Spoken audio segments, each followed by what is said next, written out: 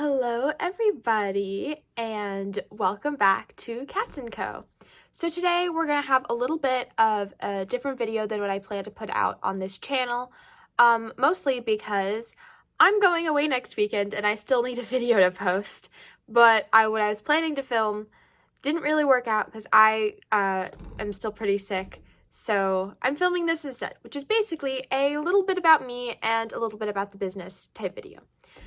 So Cats & Co. was started, technically there's a bit of a weird answer to the when was your business started question, because Cats & Co. was started technically in 2020. I started an Etsy store where I sold my artwork. I made silhouette paintings, and I was 13 when I started doing that. But then I actually started selling what I sell now, which is acrylic pour art, 3D flower art, and candles in 2022 in May. Both of these things happened in May, actually. I mean, technically, my first craft show was the last day of April, but I just say May because I didn't actually sell candles at my first craft show ever. Fun fact. I started selling them at my second craft show, so I just kind of average out and say I started in May. So I just came across the 2-year anniversary of the first time I sold candles at a craft show, like a week and a half ago. So that was really cool, and it was really cool to see how far I've come, because I'm gonna put a picture here, but this is what my candles looked like when I first started making it, and this is what they look like now. So as you can see, they're just a little bit different, because, when I first started, I didn't really know what I was doing. I didn't really have a lot of money, because, what 15-year-old who works in a restaurant like 2 days a week actually has money to spend on starting up a business. But yeah, that's kind of when Cats & Co. started, and I've definitely evolved and I've grown a lot, both as a person, as a business owner, and my business has changed a lot. I still have an Etsy store technically, but I sell like a really niche necklace on there. If you like the MCU and you go check it out, you'll probably recognize where it's from. And I think I sell my winter candle bundle on Etsy, and I think pretty sure that was just a test to see if it would sell on Etsy. Spoiler alert, it didn't. But yeah, so I have a website where I sell my stuff, catsandcoshop.com. So if you're interested in trying anything, I recommend going and checking that out. But yeah, so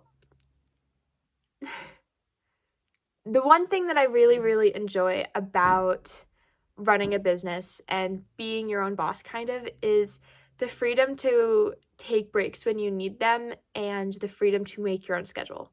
Because most kids, they go to work and it's from 4 to 9. They work on Tuesdays and Wednesdays or whatever days and whatever times.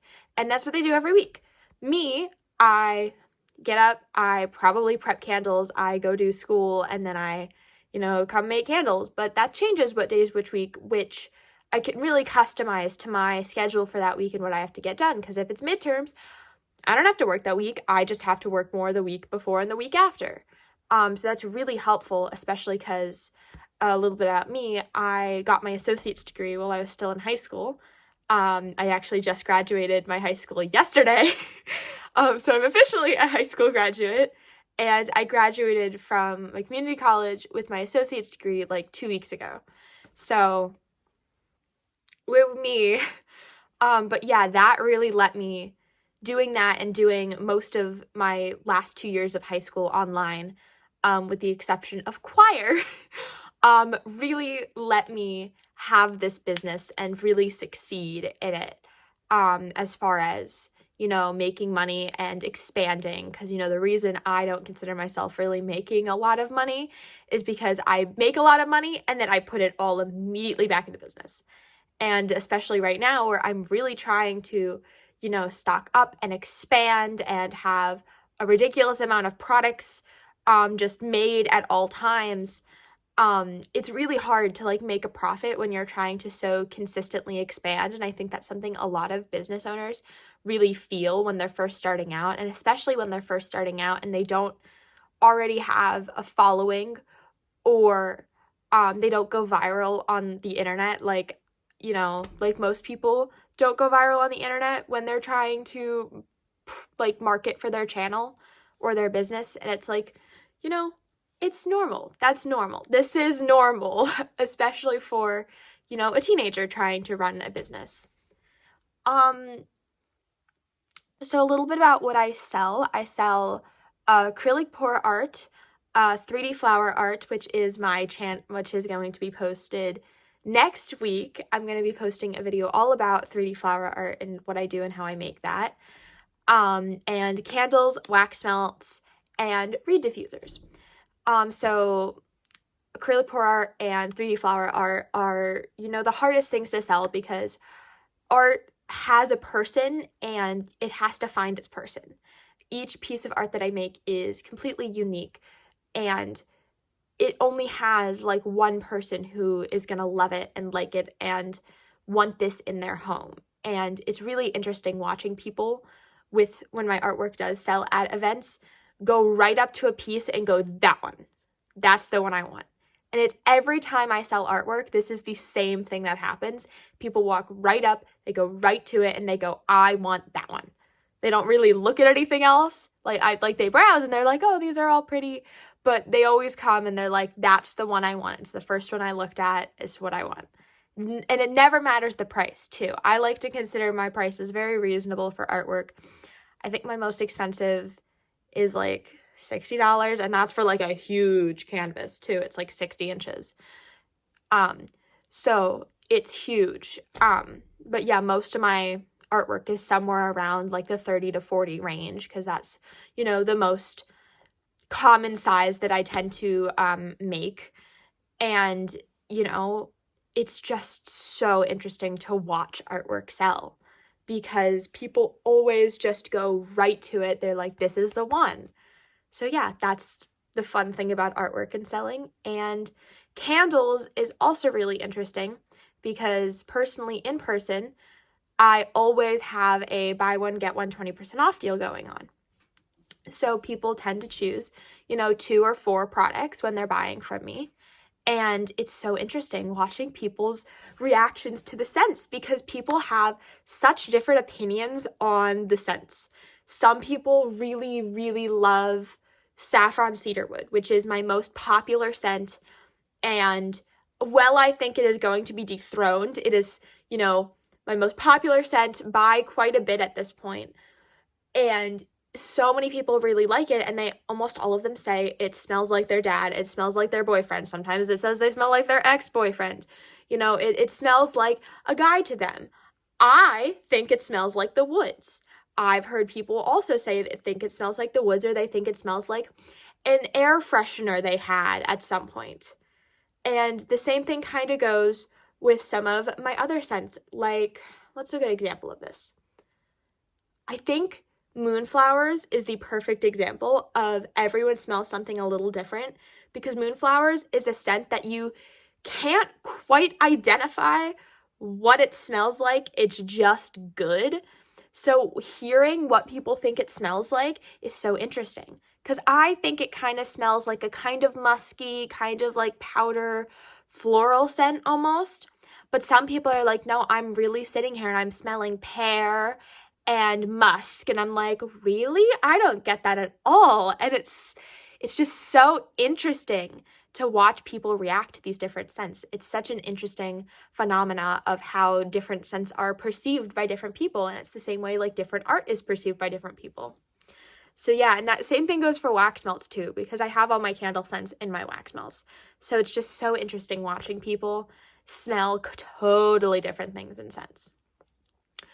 Also, along similar lines, my reed diffusers are super interesting to watch, because not a lot of people know what reed diffusers are. They're not a super common product. I actually designed them for college students because, as a person who's going to college, I was sitting here like, I can't have candles or wax melts in my dorm. You do know that's my whole deal, right? So I decided to create reed diffusers because they're a super good, long-lasting alternative to having like a heated wax.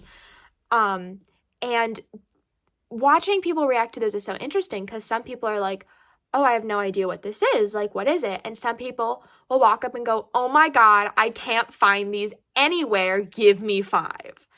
and it's so interesting. So I keep saying it's so interesting, but it is. I love watching people react to different things in different ways. Probably because I'm a psychology student. That's probably why. I like watching people and watching how they interact, and it's so interesting to me.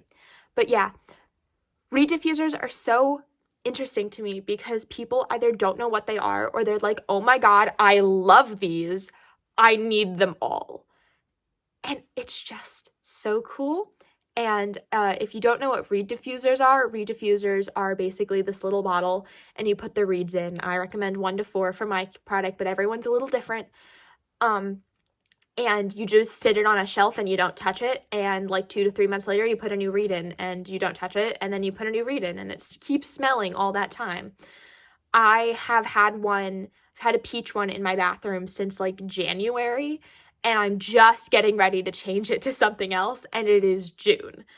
So that kind of shows you how long they can last in a small space. And then I'll give an example of a bigger space. I have one in my dining room that connects to my kitchen. I have my lemongrass lime in there, and I've changed that one time since January. I think I changed it in April, and the only reason I'm getting ready to change it again is because we're having my grad party this weekend, and I kind of want it to be, a fresher scent, and super strong for that time because, it's next to the litter box, and we don't really want the litter box to smell when there's a bunch of people in my house. So yeah, that's that. I think that's all that I want to say today. Next weekend, we're going to be going through flower art. You can kind of see some of my flowers right over here. I don't really know what I'm going to be making yet. I kind of decide that in the moment when I'm making flower. I generally have no idea what I'm going to make. I just sit down, look at what flowers I have, and start creating. So yeah, stay tuned for that next weekend, and if you haven't seen my previous video, you can see me making my candles, so go check that out if you're interested, and you can kind of see my full process and stuff like that. But thank you all for watching. Don't forget to like and subscribe. It really will help the channel so much because it's just, I'm such a small creator, and no one really finds my stuff, so it would mean so much to me if you like and subscribe, maybe even leave a comment to let the algorithm know that you're interested. So yeah, thanks for watching. See you next time. Bye!